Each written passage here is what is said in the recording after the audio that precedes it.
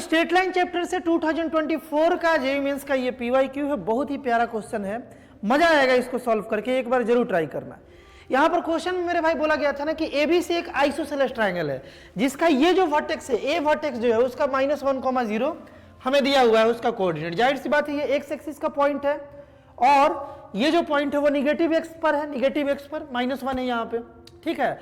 Angle A हमें 2π/3 यानी कि 120 डिग्री बना लेना है। उस आइसोसेलेस ट्रायंगल में ए बी ए सी के बराबर है और बी जो है ना वो पॉजिटिव एक्स पर है, पॉजिटिव एक्स पर, यानी फिगर कुछ ऐसा बनेगा मेरे भाई, ध्यान से देखो।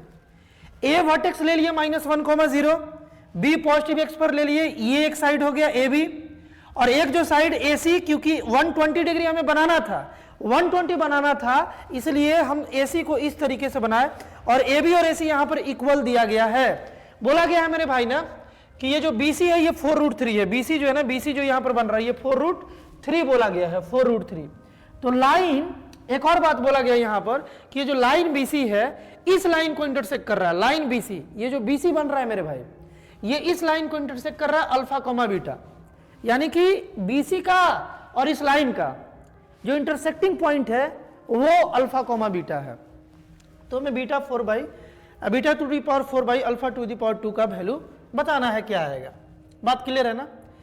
तो जाहिर सी बात है बालक, तुम्हें आइडिया आ रहा होगा कि एक लाइन हमें मालूम है, BC का अगर हम इक्वेशन निकाल लें तो दोनों लाइन का जो इंटरसेक्टिंग पॉइंट है, जो उसका एक्स कोऑर्डिनेट होगा वो अल्फा हो जाएगा और जो पॉइंट आएगा इस लाइन का और BC का इंटरसेक्टिंग पॉइंट, उसका जो y कोऑर्डिनेट होगा वो बीटा हो जाएगा और वैल्यू निकाल लेंगे आराम से। लेकिन मेन चैलेंज है यहां पर कि BC का हमें इक्वेशन बताना है और वो कैसे बताएं।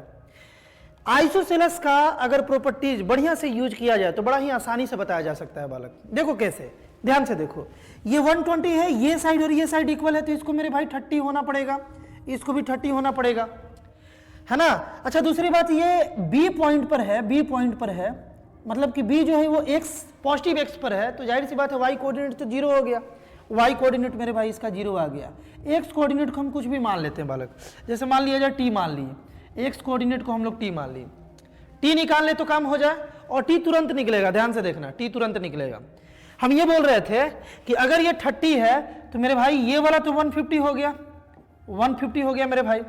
150 मिला, हम लोग BC का स्लोप बता सकते हैं, BC यानी BC का हम लोग स्लोप बता सकते हैं, tan 150 हो जाएगा मेरे भाई, ये हो जाएगा tan 150 और इसका वैल्यू -1/√3 हो जाएगा। कोई दिक्कत क्या। अब इस लाइन का स्लोप मिल गया, एक पॉइंट हमें मालूम है, मतलब पॉइंट का एक कोऑर्डिनेट मालूम है, बस t निकाल ले तो लाइन का इक्वेशन लिख सकते हैं, आराम से लिख सकते हैं ना।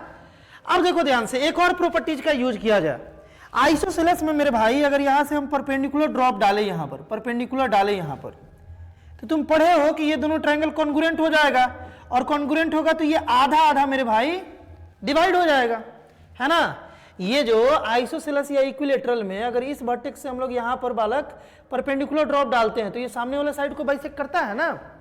तो बाइसेक्ट जैसे ही किया, हमें यहां से यहां तक का लेंथ बालक आराम से मिल गया। लेट कर लिया जाए कि ये D पॉइंट था तो हमें BD का लेंथ मिल गया। ये पूरा 4√3 था, ये मेरे भाई 2√3 हो गया, 2√3 हो गया, कोई दिक्कत नहीं है।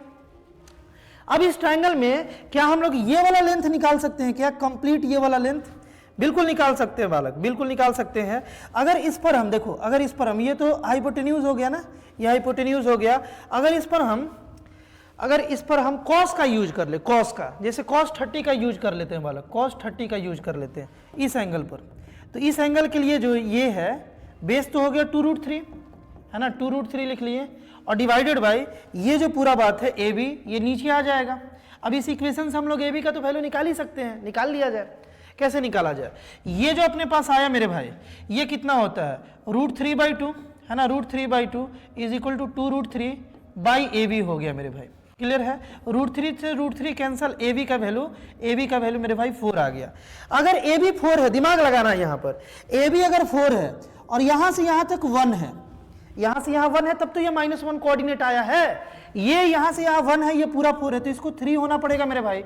और अगर ओरिजिन से यहां तक ये 3 है तो t का वैल्यू तो बालक 3 हो गया ना, t का वैल्यू मेरे भाई 3 हो गया, यानी कि B का कोऑर्डिनेट जो है, B का कोऑर्डिनेट वो 3,0 मिल गया।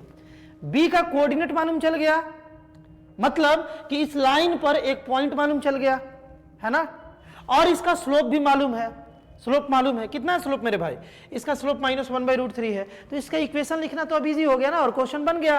कैसे इक्वेशन लिखे, y माइनस y कोऑर्डिनेट यानी कि 0 is equal to x minus x coordinate यानी कि x माइनस 3, और y यहां पर मेरे भाई 1/√3 हो जाएगा, यही बात होगा। अब √3 को इधर भेजे तो √3y, और इसको -x प्लस 3 हो जाएगा, इसको इधर लाया जाए तो √3y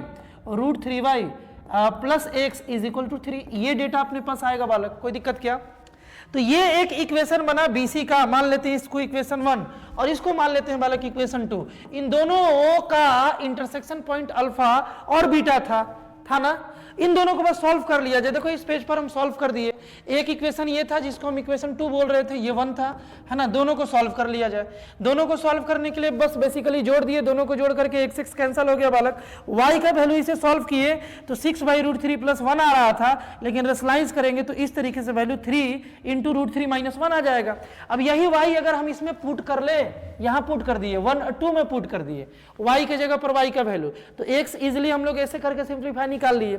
x जो आया वो क्या आया मेरे भाई, x जो आया ना, x जो है वो अल्फा आया, और y जो आया वो बीटा आया। बस अल्फा और बीटा का वैल्यू यहां से पुट करके और इसको जब हम लोग सिंप्लीफाई किए मेरे भाई तो आंसर 36 आ गया। ये तो तुम कर ही लोगे। मेन आइडिया क्या था, मेन आइडिया ये था कि ये अप्रोच कैसे लगाया जाए। आई होप बालक इस क्वेश्चन को भी तुम अच्छे से समझ पाए होगे।